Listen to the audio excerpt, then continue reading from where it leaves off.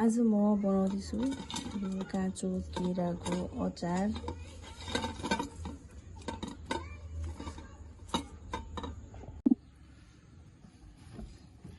सबैभन्दा सुरुमा चाहिँ यसलाई मैले राम्रोसँग पखालेँ।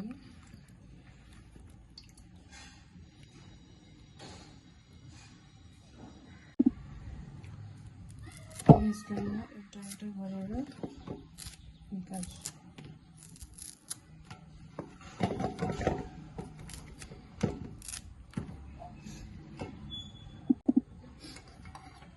अब यसको म थोरै माथिको टुक्रो फेद तल र माथि काटिदिन्छु। यसको बोक्रा अलि फाले पनि हुन्छ या यसलाई चाहिँ बोइल गरेर फाल्दा पनि हुन्छ। म चाहिँ बोइल गरेर फाल्दैछु, अलि सजिलो हुन्छ बोइल गरेपछि।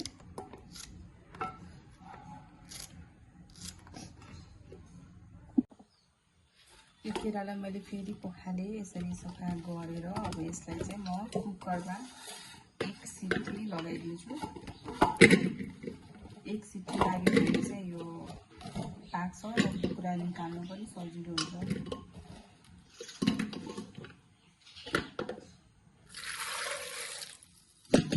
पानी राखेर यसलाई एक सिटी लगाइदिन्छु।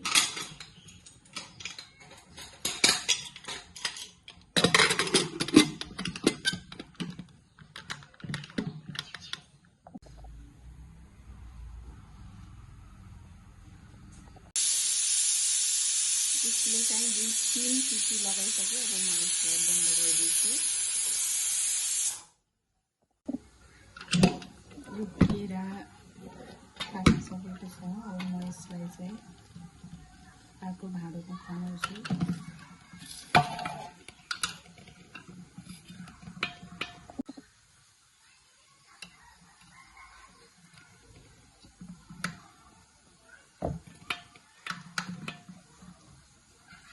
यसरी पकायो भने यसको बोक्रा फाल्न पनि सजिलो हुन्छ र यो केरा पनि पाक्छ।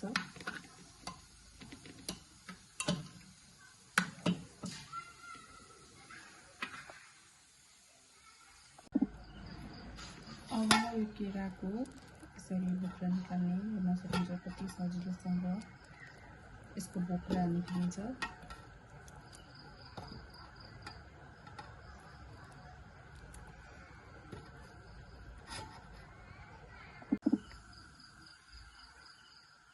यसलाई यसरी काट्न पनि सकिन्छ।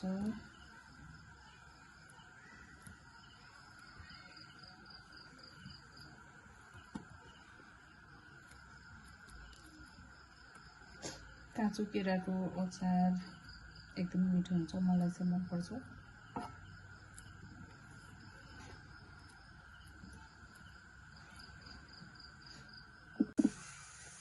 यसरी मैले केरा पनि काटिसकेँ। अब म यसमा थोरै उसिनेको आलु, बोइल आलु चाहिँ राख्छु, थोरै म्यास गरेर हातले थिचेर।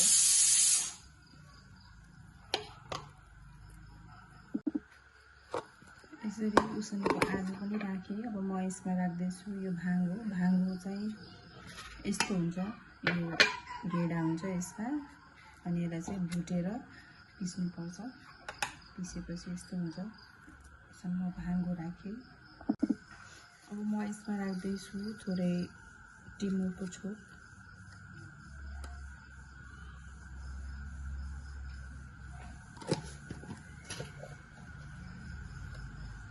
नुन,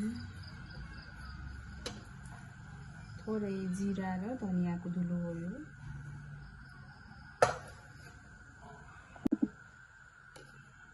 यो थोरै धुलो खुर्सानी। अब म यसमा राख्न गइरहेको छु चुक।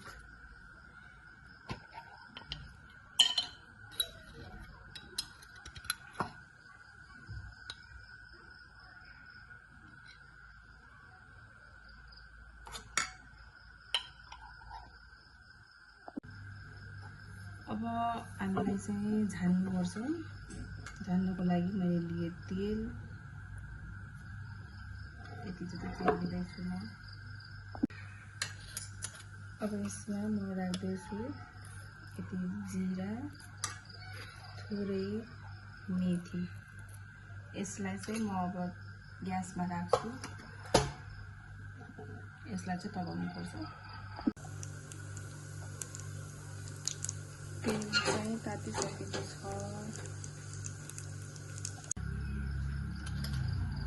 अब यो तातो तेलमा बेसार दालचिनी,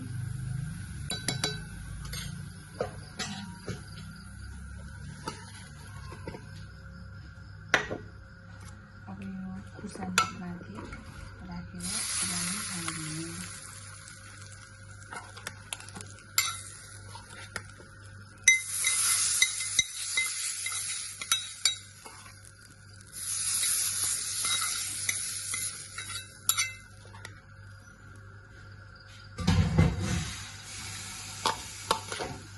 अब यसलाई चाहिँ राम्रोसँग मोल्नुपर्छ। हातले मोल्दा पनि हुन्छ, चम्चाले मोल्दा पनि हुन्छ।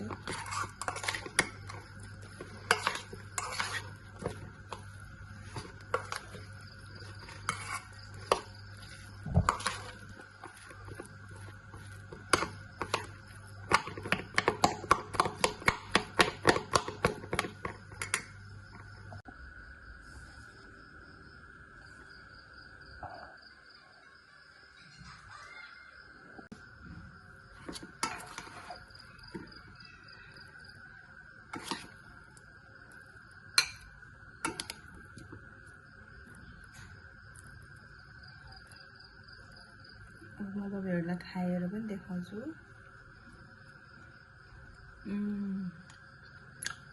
एकदमै मिठो बनाएको छ। चुप्लो पिरो टक्क परेको केराको अचार।